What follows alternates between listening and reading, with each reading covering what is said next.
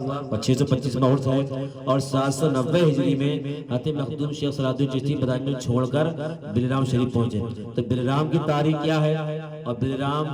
کب شہر تھا، کب فتح ہوا، کب پھر دوبارہ بلرام بنا، اس کا دوسرا نام کیا تھا، مخدوم صاحب کب آئے اور دوسرے شہیدوں کے وہاں مزارات کیا ہیں، انشاءاللہ تبارک و تعالی اگلی بار کسی دوسری محفل میں یہ سب بھی بیان کیا جائے گا انشاءاللہ تعالی۔ تو یہاں پر ایک چیز یہ ہے کہ بدانیوں کے بعد حضرت مخدوم شیخ صلاح الدین چشتی بلرام شریف کیسے پہنچے، تو مناقب نصیریہ کے نام سے کتاب ہے اور اس کی کافی زمانے سے تلاش بھی جاری ہے۔ ایک کتاب مناقب نصیریہ ہے، دوسری ہے جواہر الایمان۔ ان دونوں کتابوں میں مخدوم صاحب کے خاندان کے سب چیزوں کے بہت تفصیلی حالات ہیں۔ تو اسی مناقب نصیریہ کے ذریعے اس کتاب میں یہ لکھا ہوا ہے کہ مخدوم شیخ صلاح الدین چشتی رحمۃ اللہ تعالیٰ نے بدایوں چھوڑ کر کس طریقے سے بلرام شریف پہنچے، اس واقعے کو سنیں۔ میں کتاب میں پڑھ کر آپ کو سناؤں گا، تقریر نہیں کروں گا۔ ایک بار رات میں خواب میں حضرت شیخ مخدوم صلاح الدین چشتی رحمۃ اللہ تعالیٰ نے خواب میں دیکھا کہ حضرت رسول خدا صلی اللہ تعالیٰ علیہ وسلم تخت پر جلوہ افروز ہے۔ آپ کے قریب تخت کے نیچے مخدوم صاحب کے پیر حضرت خواجہ مخدوم شیخ نصیر الدین محمود روشن چراغ دہلوی رحمۃ اللہ تعالیٰ نے تخت کے نیچے بعد بیٹھے ہیں۔ حضور صلی اللہ تعالیٰ علیہ وسلم نے خواجہ نصیر الدین روشن چراغ دہلوی کی طرف متوجہ ہو کر فرمایا کہ اے نصیر الدین، صلاح الدین کو بلرام کے شاہ ولایت ہونے کا یہی وقت ہے اور ان کو اب وہاں بدانیوں چھوڑ کر بلرام کا شاہ ولایت بنا کر ان کو بلرام بھیج دیا جائے۔ یہ واقعہ 790 ہجری کا ہے۔ تو حضرت مخدوم شیخ صلاح الدین چشتی رحمۃ اللہ تعالیٰ علیہ بدانیوں سے اپنی تمام اولاد، امجاد، متوسلین، طالبین کو لے کر 790 ہجری میں بدانیوں سے بلرام شریف پہنچے اور پھر وہاں آپ رہنے لگے۔ تو 790 ہجری میں پہنچے اور 820 ہجری میں آپ کا وصال ہوا، یعنی 30 سال تک مخدوم صاحب ظاہری طور پر بلرام شریف میں رہے۔ اب یہ 625واں عرس ہے اور مخدوم صاحب رحمۃ اللہ تعالیٰ علیہ کا وصال 820 ہجری میں ہوا اور آپ سلسلہ چشتیہ کے ایک عظیم بزرگ ہیں۔ پھر یہاں پر مخدوم صاحب کے بعد جو لوگ آپ کی اولاد میں ہوئے ان کا بھی ذکر انشاءاللہ تعالیٰ کسی موقع پر اسی محفل میں آپ کے سامنے سنایا جائے گا۔ یہ تمام کی تمام چیزیں مختصر طور پر آپ کے سامنے آئیں،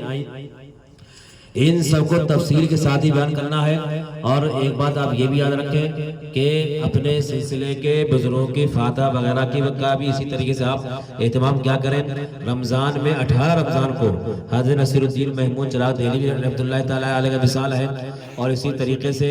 21 رمضان کو مولا کائنات کا بھی وصال ہے، شہادت ہے۔ تو مولا کائنات ہے، نصیر الدین چراغ دہلوی ہیں، ان تمام آپ اپنے سلسلے بزرگوں کو ہمیں یاد رکھنا چاہیے۔ تو مخدوم شیخ صلاح الدین چشتی رحمۃ اللہ تعالیٰ علیہ کے پیر نصیر الدین روشن چراغ دہلوی رحمۃ اللہ تعالیٰ علیہ، ان کے پیر نظام الدین اولیاء محبوب الہی، ان کے پیر حضرت شیخ الاسلام زہد الانبیاء بابا فرید الدین گنج شکر رحمۃ اللہ تعالیٰ علیہ، ان کے پیر قطب الاقطاب خواجہ قطب الدین بختیار کاکی، پھر ان کے پیر حضرت خواجہ غریب نواز اجمیری رحمۃ اللہ تعالیٰ علیہ۔ یہ سلسلہ آپ کا سلسلہ چشتیہ ہوا، سلسلہ چشتیہ نظامیہ نصیریہ صلاحیہ اسی کا نام ہے۔ اب آپ لوگوں کی یہ بھی ذمہ داری ہے کہ کسی طریقے مخدوم صاحب کی تمام کتابیں اکٹھی کرنے کے بعد ان کو دوبارہ نئے طریقے سے چھاپا جائے۔ اب یہاں پر جو آخری بات بیان کرنا ہے وہ پھر دوبارہ میں آپ کو بتا دوں کہ اب یہ زمانہ وہ زمانہ آ گیا ہے کہ ہمیں دین بھی سیکھنا چاہیے اور دین کے ساتھ ساتھ ہمیں دین کے نام پر ترقی بھی کرنا چاہیے۔ یہ بہت ہی افسوس کی بات ہوگی اگر ہم لوگ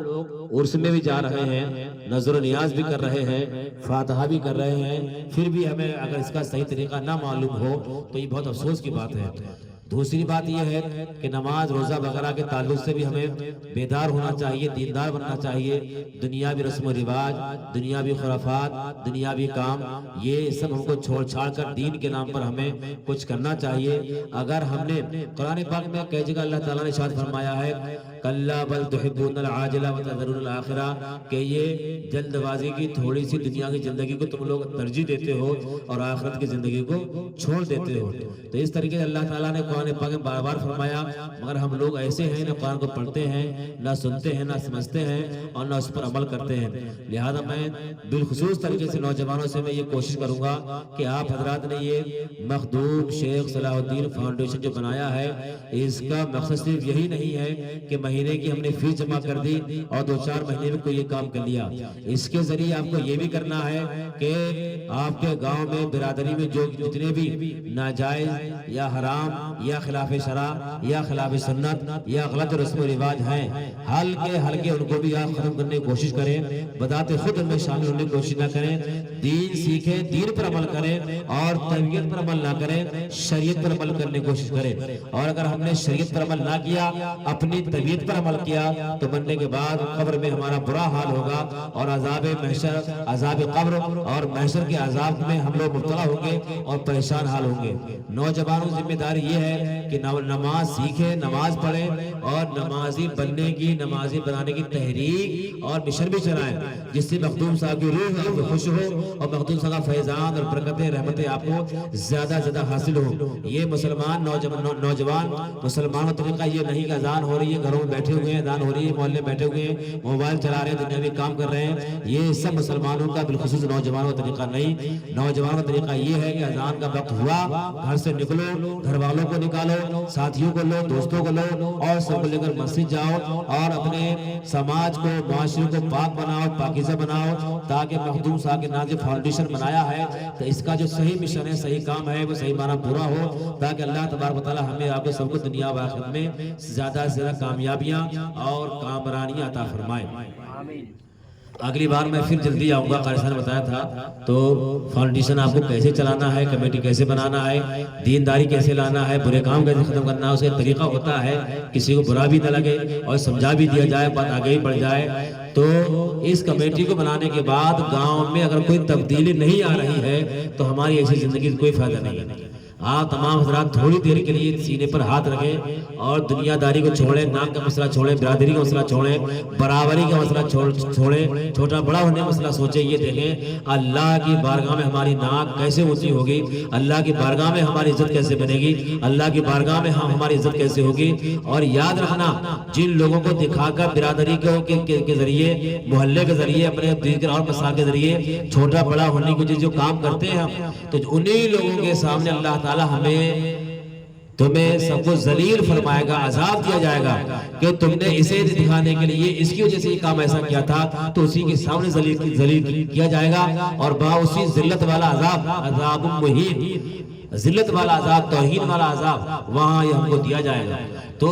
یہ سب باتیں سمجھیں، ان تمام باتوں پر ایمان لائیں۔ عذاب قبر کو نہیں مانیں گے تو ہم کافر، محشر میں جو کچھ ہونا ہے بتایا گیا اس کو نہیں مانیں گے تو ہم مسلمان نہیں بلکہ ہم کافر ہیں۔ اس لیے ان تمام باتیں ایمان رکھنے کے ساتھ ساتھ ہم کو اس سے بچنا بھی ہے اور اس پر ہمیں عمل کرنا ہے کہ کسی طریقے سے ہماری رسوائی نہ ہو، ذلت نہ ہو۔ یہاں تو ذلت و رسوائی بچنے کے لیے جو کام کر رہے ہو وہ اسلام نہیں ہے۔ اس مسئلے کو آپ صحیح سے سمجھیں کہ ہماری ذلت ہو جائے گی کہ اس نے جو ہے 2 لاکھ کی گاڑی دی تھی، ہم 1.5 لاکھ کی دی کہ ذلت ہو جائے گی۔ اب یہ گاڑی دینا اسلام میں ہے نہیں، جہیز اسلام میں ہے نہیں، شادی کا خرچہ اسلام میں ہے نہیں، اور دیگر فضولیات، فضول خرچہ کر رہے ہیں، یہ اسلام میں ہے نہیں۔ اب میدان محشر میں ہم نے جن لوگوں کے سامنے ناک نیچی ہونے کے چکر میں یہاں دنیا میں کام کیا تھا، تو انہیں کے سامنے ذلت والا عذاب ہمیں دیا جائے گا، وہاں ہماری ذلت کی جائے گی۔ لہٰذا یہ دنیا کی عزت و ذلت کچھ نہیں ہے، اصل عزت اور اصل معاملہ میدان محشر کا ہے۔ اللہ تعالیٰ وہاں ہمیں میدان محشر کی ذلت و رسوائی سے بچائے۔ میدان محشر اور قبر کے حالات انشاءاللہ تعالیٰ کسی دن آنے کے بعد اس پر بھی تفصیل سے بتانا ہے کہ ہم دنیا میں کون سے گناہ کرتے ہیں تو قبر میں ہمیں عذاب کیسے دیا جائے گا اور میدان محشر میں کیسے ہمیں ذلیل کیا جائے گا۔ ایک گناہ ایسا ہے جس کو میں اپنی مثال دے رہا ہوں، آپ میں کسی کو نہیں کہہ رہا ہوں، کوئی گناہ ایسا ہے جس کو میں کرتا ہوں اور بظاہر میں آپ کے سامنے بڑا شریف بنتا ہوں، بڑا نیک بنتا ہوں کہ میرے صحابہ بندہ ہوا ہے، جبہ پہنے ہوئے ہوں، مولانا ہوں، یہ وہ ہوں، میں یہ گناہ نہیں جانتا ہوں، نہیں کرتا ہوں، مگر میں آپ لوگوں سے چھپا کر اسے اکیلے میں کہیں کر رہا ہوں۔ اب سورہ یاسین کی وہ آیت قاری صاحب وَامْتَازُوا الْيَوْمَ أَيُّهَا الْمُجْرِمُونَ،